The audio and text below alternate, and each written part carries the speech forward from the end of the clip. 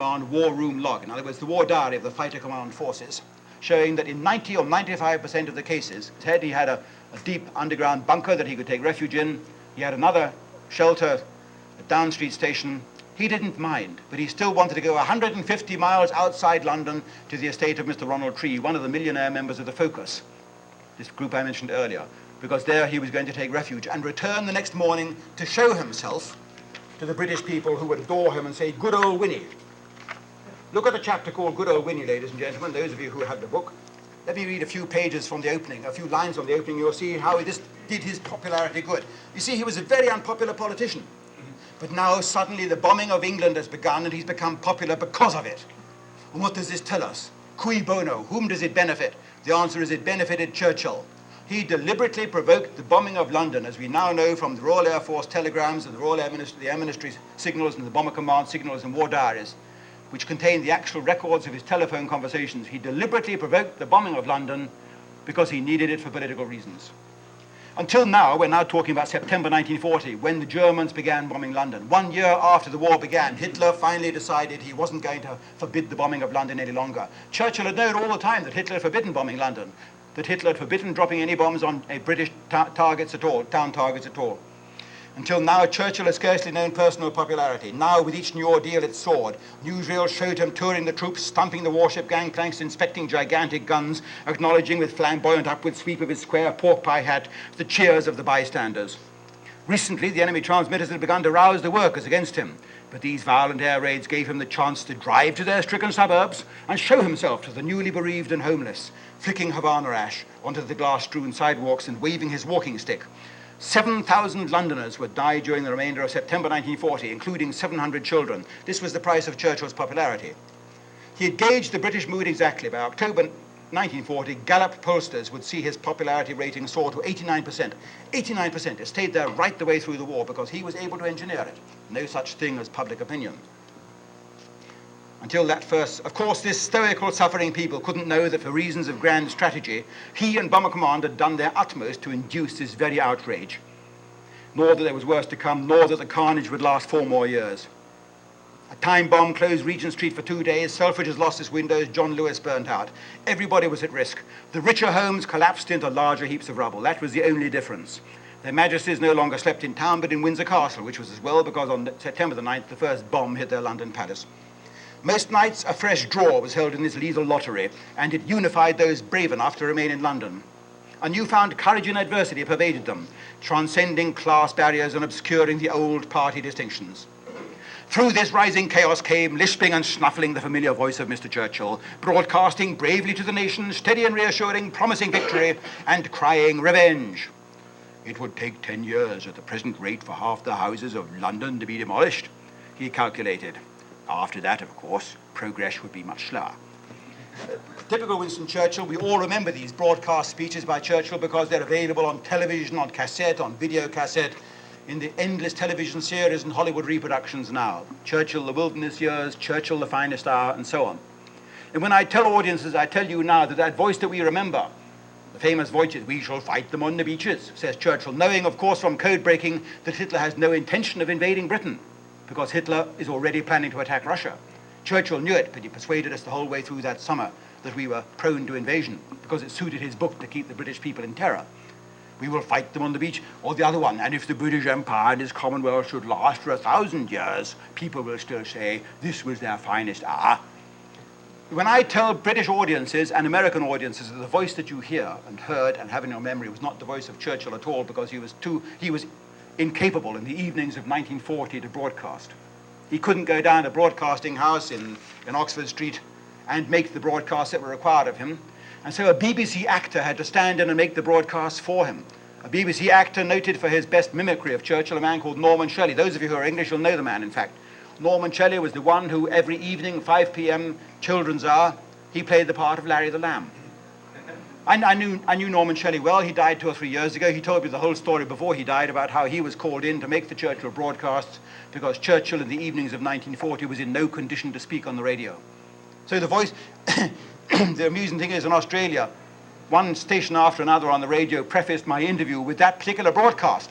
So I said to the listeners as soon as the recording had ended, unfortunately, That voice you have been thrilling to wasn't Winston Churchill's at all. People were easily duped, but not everybody. There was one man who sent a telegram to number 10 Downing Street on the morning after one such spurious broadcast saying, "Winston, you must look after yourself a bit better. I listened in to you last night and you didn't sound yourself." Well, he didn't sound himself because he wasn't himself. He was Larry the Lamb that night. And I know it's funny, and I know we laugh about it, but not all of us. I remember in some of the English audiences, particularly in the bush out in Australia, where there's a large recent English immigrants population, or in Kelowna, where I'm speaking tomorrow, day after tomorrow, outside Vancouver. I've seen it happen. When I get to that part of the talk, and I say how the speech wasn't Churchill, he wasn't capable of speaking, it was really a BBC actor mimicking. In Kelowna, I saw one couple get up and walk out. Not in a sense of outrage.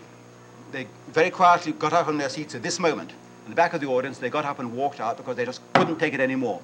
They couldn't take what I was saying anymore, not because they were disgusted with what I was saying, they were disgusted with themselves for having believed for 45 years everything that they had been suckered into believing. The illusion, the warm bath of illusions that we have been gulled into living in. The bath had begun to run cold. Somebody had turned on the cold tap, and it was time to get up and get out and go out into the real outside world and start asking questions about who did it and why. Well, ladies and gentlemen, in this half hour or so that I've been talking to you, you've got a bit of a suspicion as to who did it and who were the ones behind Winston Churchill and why they forced Britain into this war, willy-nilly.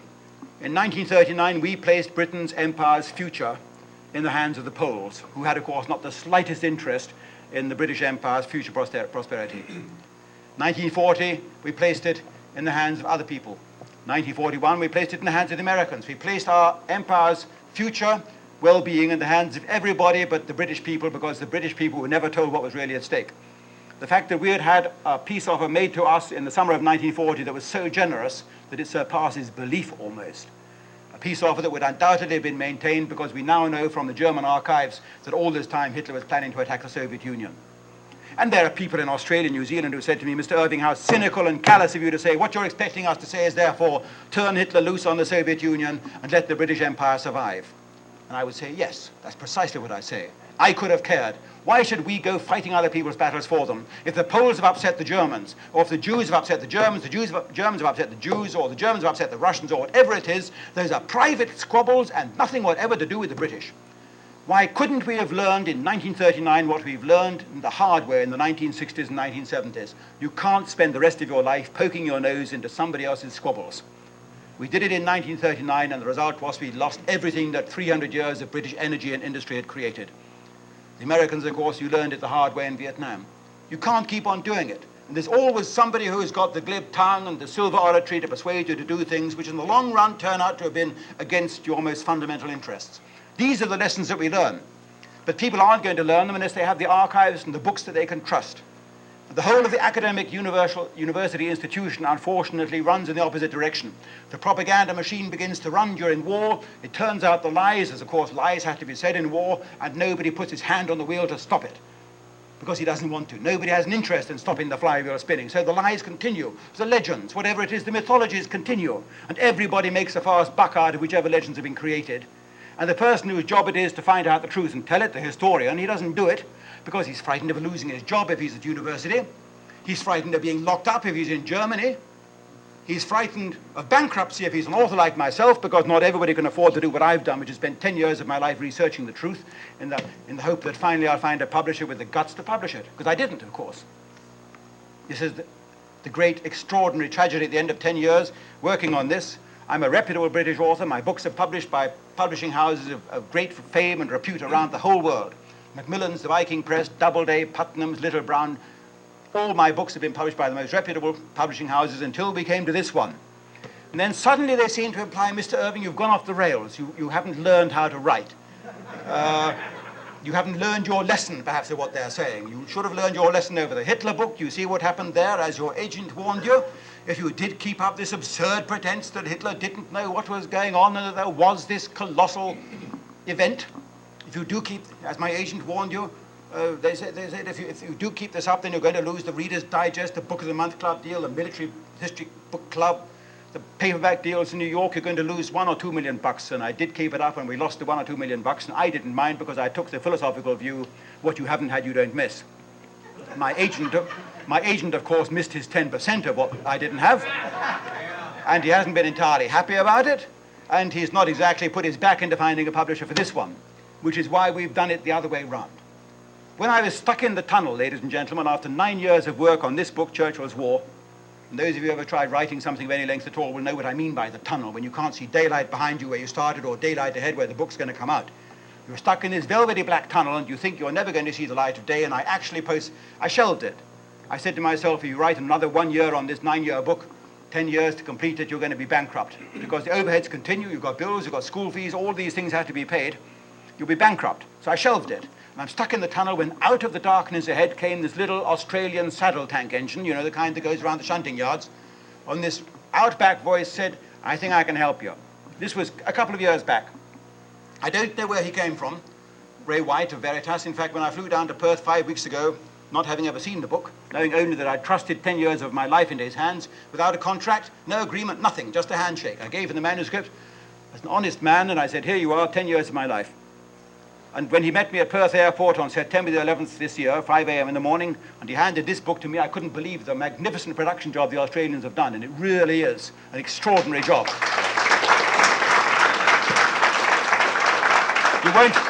You won't see production jobs like that in the bookshops now, silk-bound with markers and all the rest of it, but we insisted on that. We said we're cutting out all the middlemen. We're doing this ourselves. We're doing the finest production job. We're passing on the benefits of the bucks to the readers, so they get a really good job on acid-free paper, which will last 1,000 years. This will last 1,000 years, this book, not like the other ones. The other ones will crumble to pulp in 10 years. This is the consolation, of course. They may cost a bit more, and the authors may be rich, but their books will vanish, and this one will survive.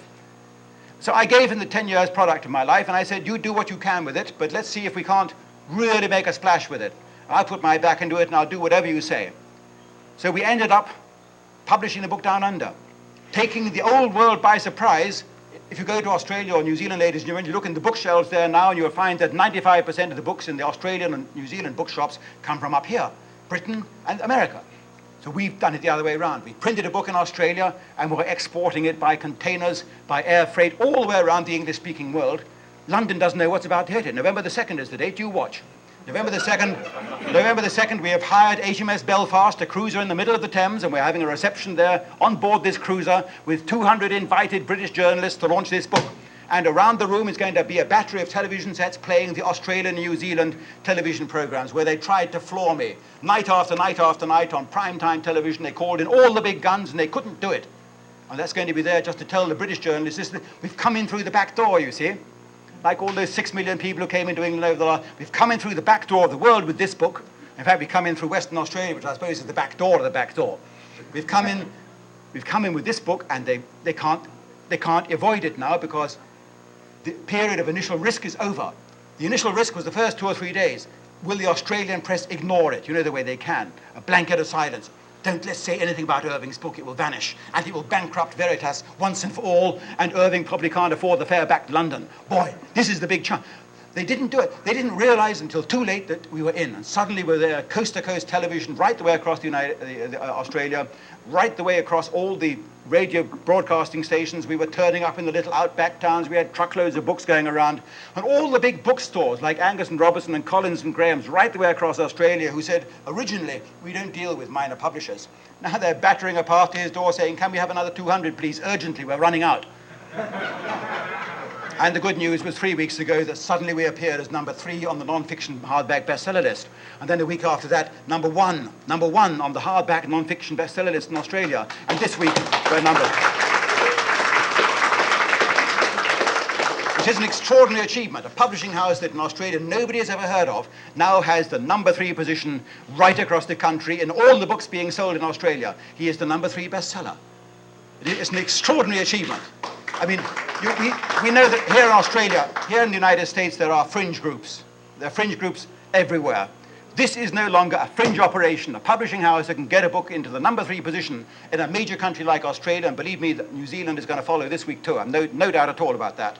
We have really big media coverage behind me. I just came up from New Zealand yesterday. We have whole page articles about it in all the New Zealand newspapers this last week. So the same thing's going to happen there. The same thing's going to happen in Canada. The same thing's going to happen in Britain when I get back on November the 2nd, and then down to South Africa for 2 weeks in the middle of November. And I think we've done it. And next year I told them all, reserve a spot for me next September because I'm coming back. You see? So they can't prevent it. And after that, we've got a long line. Mr. Ray White and I know what we're planning next. We have all sorts of further books planned that are going to come through this case-hardened new channel that we have opened up. And believe me, this is a clean stainless steel channel.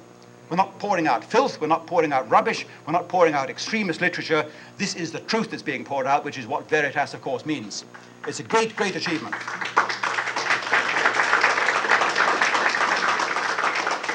Back to Churchill, a few concluding remarks.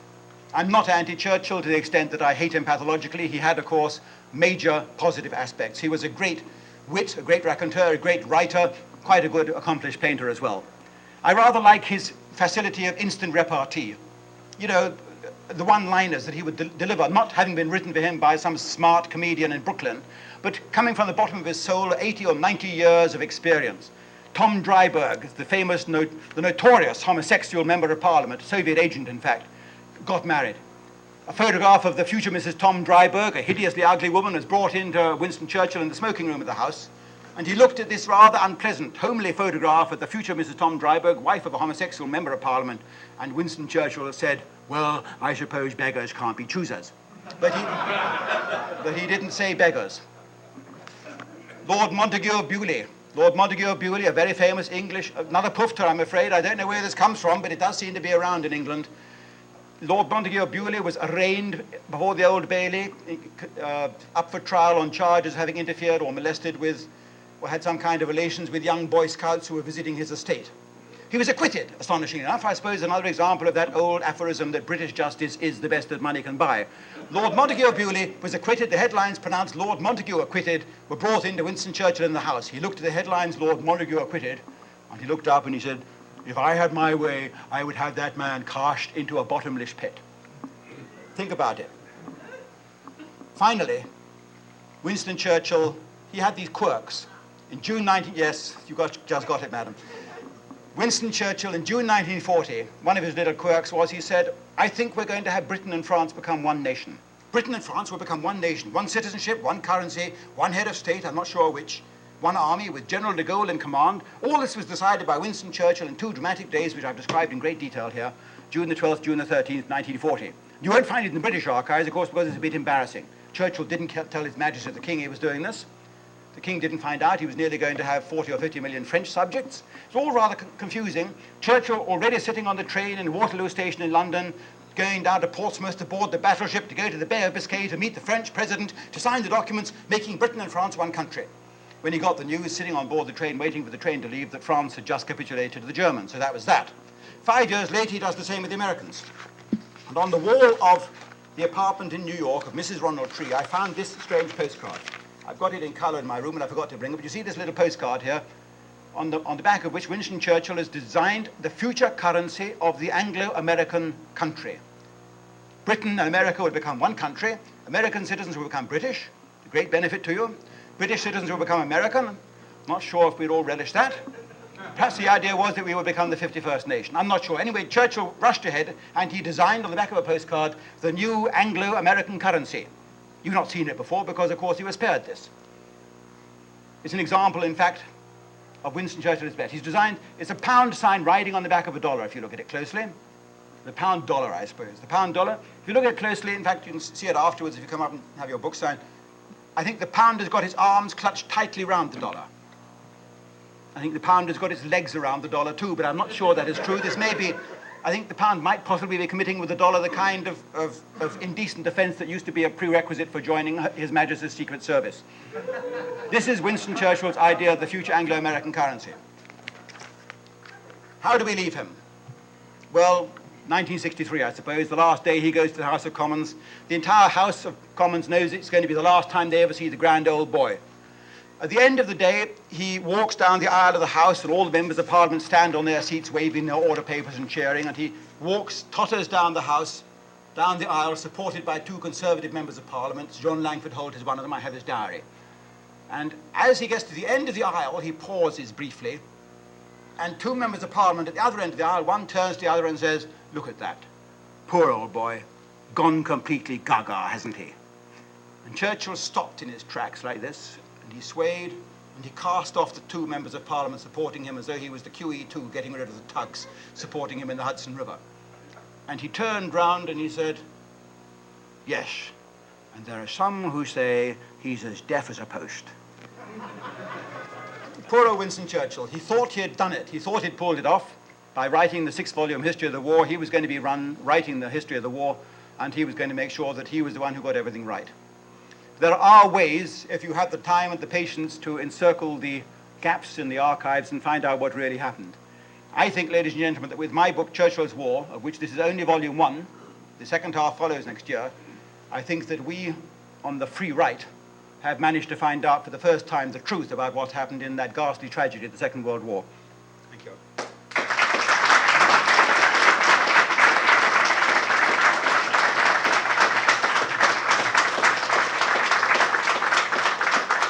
All right, ladies and gentlemen, we'll now take questions, and may I stress that you have questions. We don't want speeches, and I'd suggest that Mr. Irving takes them as he sees them. May I also say, first of all, that, of course, after the questions, I shall stay behind for a long time signing books and answering any private questions you may have. On the back, yes, Fred.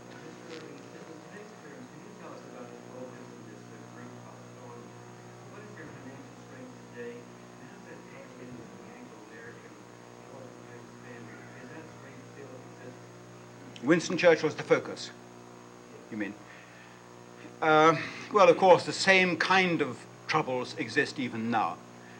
We can't deny that the Jewish community at large feels threatened enough to employ their money power to make life very difficult for people whom they perceive in their ignorance as being their real enemy.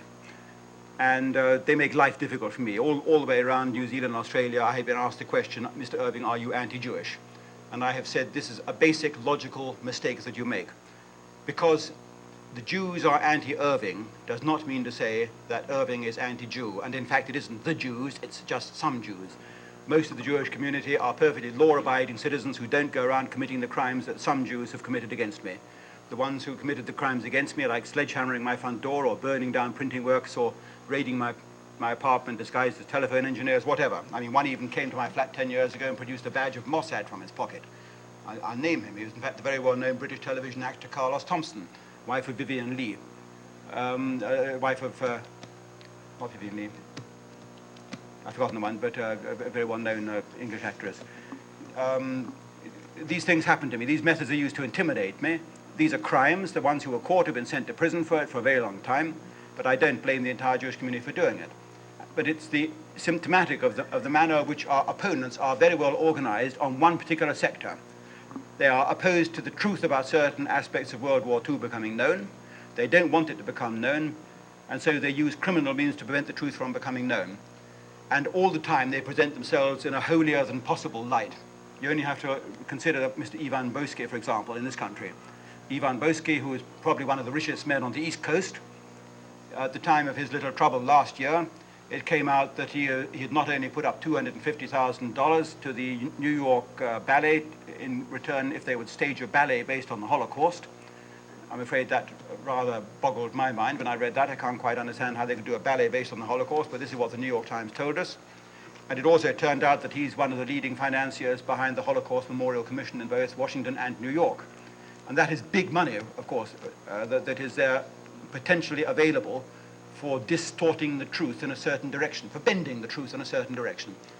So the problem which existed in 1936 with Winston Churchill being hired to operate in a certain direction exists even now with journalists being hired. And so we've seen in Australia, certain journalists, it's quite obvious from their articles where they got the information from that they were using. It's the same old distorted and untrue information that I've had trouble with for the last 30 years. But they come out and they use this, and the average reader thinks they've found it out independently. It isn't. It's just part of the same old paid smear campaign. Will your book be published in Germany? It is being published in Germany by the German publishing house Rowohlt, which is one of the biggest and most reputable German liberal publishing houses. But not until we had some very serious troubles in Germany. The first publishing house caved in under pressure and cancelled the contract. The second publishing house, Rowohlt, the workers, the trades unions organizing the workers in that publishing house have instructed the management that they will go on strike if they really try to print my book. So that's going to be the next 6 months in Germany. Yes, Mr. Holt. Would you comment on whether or not you feel that Rudolf Hess was murdered, and would you also in general comment on the passing of an age or what this symbolizes as 40 years of imprisonment? Rudolf Hess. It'll come as a surprise to you perhaps that in 2 weeks' time I have a book being published by Macmillan's, a very established English publishing house, called Rudolf Hess, The Missing Years. Because going through the archives in the United States last year, in Suitland, Maryland, I came across, oddly enough, a box full of British secret papers which shouldn't have been there. They are clearly British papers. They are of British origin. If they were in Britain, these papers would be closed until the next century, but I immediately made photocopies of the entire box, of course. And this is the whole history of what happened to Rudolf Hess after he arrived in Britain. It's a very sad story indeed. It shows the methods we used, most of them criminal, to try and persuade him to talk. Methods of psychological torture, psychological warfare, chemotherapy, truth drugs, with the result that he obviously became very unstable and very ill at the end of it. I've reproduced these documents in that book. It's already just been published in Germany, and the English publishing house Macmillan are publishing it. To answer your question, whether Rudolf Hess killed himself, I think it most unlikely that he killed himself for various reasons. The first reason is a straightforward forensic reason. The reason why we should all be dissatisfied with the official version is that there wasn't an official version. There were half a dozen different official versions which seemed to change with the date on the calendar. Each day a new version came out, diametrically opposed to the previous version. First he died, second he had killed himself, thirdly he had killed himself in the garden, fourthly he had killed himself indoors, then he was found with a piece of flex round his neck, then it was said the neck was found fixed to a window frame, then it was said that he had strangled himself, and so on. And then finally, in order to quieten public opinion, the British authorities released the fact, but not the text, of a letter having been written, a farewell letter. Well, I can only say that in my researches on Hess, I found the text of probably 10 farewell letters that he wrote over the 40 years that he was in captivity. He occasionally got very depressed and he sat down and he wrote a farewell letter to his family, sometimes even indicating he was going to try and take his life, as he did try 2 times in British captivity and several times in Spandau. So these letters existed in British files in Spandau from the war years right through to the end of his life, and it's no great feat for the British and Americans to take a letter out of the files and say a farewell letter was found. And I think the very fact that they haven't released the text of it, let alone the date of the farewell letter, makes it very suspicious. If they had said we found a farewell letter dated August the 17th or August the 16th, the day before he committed suicide allegedly, then I would believe it. But no, it's just a farewell letter. So I think they were frantically scratching around the bottom of the barrel to try and find something to substantiate their story. My own suspicion, and I emphasize that it's only a suspicion, given the fact that I think it unlikely that a 93-year-old man could strangle himself with a piece of wire, my own suspicion is that he was probably killed by one of the American guards. And we can only speculate on why. Either an act of mercy or an act of malice. Perhaps some guard who had been hyped up by watching television programs on the Holocaust. I don't know. But that, I emphasize, is pure speculation based on the fact that I don't believe the official version. Right at the back. No, I never had anything good to say about Roosevelt tonight. You never had anything good to say about Roosevelt till tonight, yes? A couple of weeks ago, I got a guy named Stolen Whiskey who's come over here from Russia. And if I find out that Roosevelt takes Stalin, I don't know what the hell I'm going to do. Yeah. Well, I think there's no sense keeping secret the fact that after Churchill's war, Roosevelt's war is following. That's the book which I'm writing now. Roosevelt's war comes after that. I'm having great trouble finding an American publisher, but I have no fear that the book will not reach the Americans. It certainly will, because we now have ways of doing this. And Roosevelt, I have to say, from the strictly limited, narrow American point of view, is probably the best president you've had this century. When you consider the nation that he found when he came to office in 1933 and what he left when he died in April 1945, it's the methods that one disapproves of. And he did it at the expense of